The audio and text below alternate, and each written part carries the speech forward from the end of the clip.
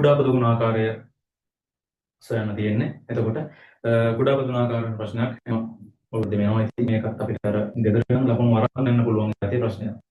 ඉලක්කම් ටික විතර වෙනස් වෙන්නේ හදන විදිහමයි.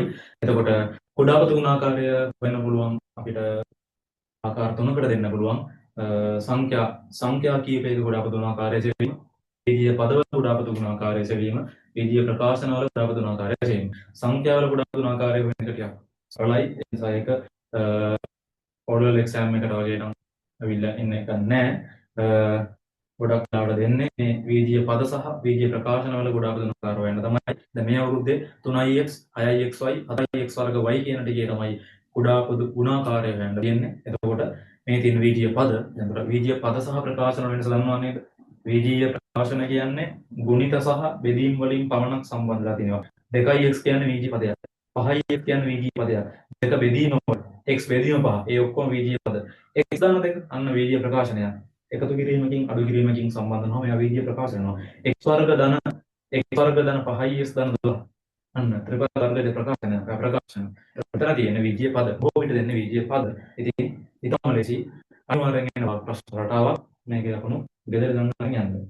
එතකොට ප්‍රශ්න ආපුවම කරන්න තියෙන්නේ මේ කුඩාපදු ගුණාකාරය හොයන්න තියෙන පද ටික වෙනම ලියා ගන්න පේජයට එක පේජයට යටින් යට ලියා ගන්න 3x 6xy 4x වර්ග. එතකොට දැන් අපි මේ ටික ගානට මේ එක් විචල්යන් කොලම්ස් වල තීරු වලට දා ගන්න ඕනේ ඉලක්කමුත් එක්ක. මේ පැත්තේ ලියන්න ඉලක්කම් ලියන්න අයිතිය තියෙන්නේ ප්‍රථමක සංඛ්‍යාව විතරයි. ප්‍රථමක සංඛ්‍යාව කියන්නේ මොනවද? එකෙහි සහ එම සංඛ්‍යාවෙහි ගුණිතයක් ලෙස පමණක් ලිවිය හැකි සංඛ්‍යාව. එකෙහි සහ එම සංඛ්‍යාවෙහි ගුණිතයක් ලෙස පමණක් ලිවිය හැකි සංඛ්‍යාව තමයි ප්‍රථමක සංඛ්‍යාව කියන්නේ. එතකොට 10ට අඩු ප්‍රථමක සංඛ්‍යාව කටපාඩම් කරලා තියාගත්තොත් හොඳයි. 2 3 5 7. ඒතර 2 3 5 7 ඇරෙන්න අනිත් සංඛ්‍යාව මෙතන ලියන්න අයිතියක් නැහැ. එහෙම සංඛ්‍යා තියෙනවා 4 6 වගේ. මොකද එක් වරක් 6 දෙවරක් 3. ඒ කියන්නේ එකෙහි සහ එම සංඛ්‍යාවෙහි ගුණිතයක් ලෙස විතරක් නෙමෙයි. දෙවරක් 3 කියලා ලියන්න පුළුවන්. ප්‍රථමක නෙමෙයි. එක් වරක් 7 දෙවරක් 3. ප්‍රථමක නෙමෙයි. මේ 3 එක් වරක් විතරයි. දන්නේ ප්‍රථමකයි. එක් වරක් 3, එක් වරක් 2, එක් වරක් 5, එක් වරක් 7. 2 3 5 7 විතරයි ප්‍රථමක සංඛ්‍යාව වෙන්නේ. ඉතින් ඒ නිසා 3 ප්‍රථමක නිසා මට 3 ලියන්න පුළුවන්. එහෙනම් 3 පළවෙනි 3 ඉලක්කම එකයි තියෙන්නේ. එහෙනම් 3 බල 1. ඔන්න මම 3 කියන සංඛ්‍යාවට මම තීරුවක් වෙන් කරනවා. එක තීරුවක ලියන්නේ එක ඉලක්කමක්, එක විචල්‍යයක් පමණයි. x වලටත් මම තව තීරුවක් වෙන් කරනවා x බල 1. ඊට පස්සේ 6 ගන්න 6 ගන්න බෑ.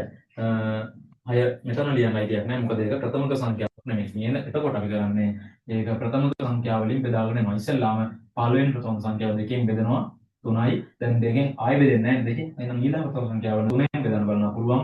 3 3 1යි. එහෙනම් මෙතන මට දැන් 6 ලියන්න වෙන්නේ කොහොමද?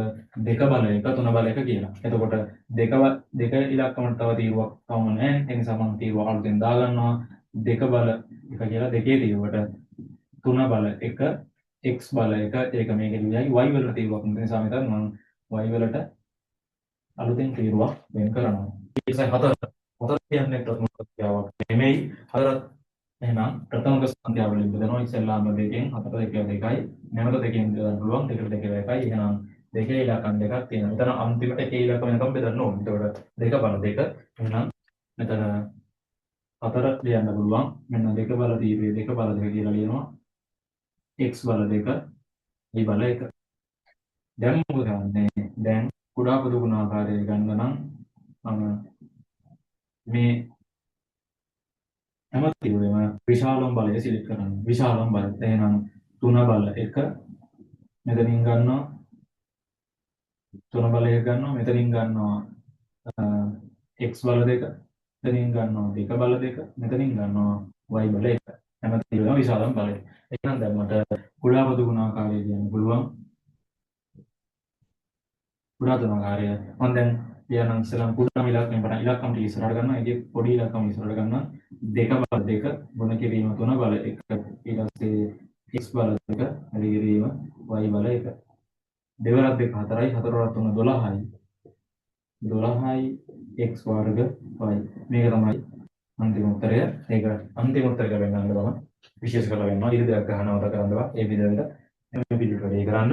එතකොට ලකුණු දෙක ගන්න පුළුවන්. එතකොට මේ අවුරුද්දේ ලකුණු වෙන් කරලා තියෙන්නේ මෙන්න මේක එකපාරම දාලා තියෙනවා නම් මේ අවුරුද්දේ ලකුණු දෙකම ලබා දෙන්න කියලා ප්‍රොෆෙසර් තීරණය කරලා තියෙනවා. හරි මෙතනවත් හරි වැරදීමක් වෙලා වැරදුණු ළමයෙකුට මේ ටික හරියට ලියලා තියෙනවා නම් මෙන්න මේ ටික හරියට ලියලා තියෙනවා නම් එයාට එක ලකුණක් දෙන්න කියලා ලකුණු කඩලා තියෙනවා. හරි. සමහර වෙලාවට මේක එක වෙන්නත් පුළුවන්. ඒ නිසා මේ විදිහට දුවොත් ඕන අවුරුද්දක ලකුණු දෙක ලබා ගන්න පුළුවන්.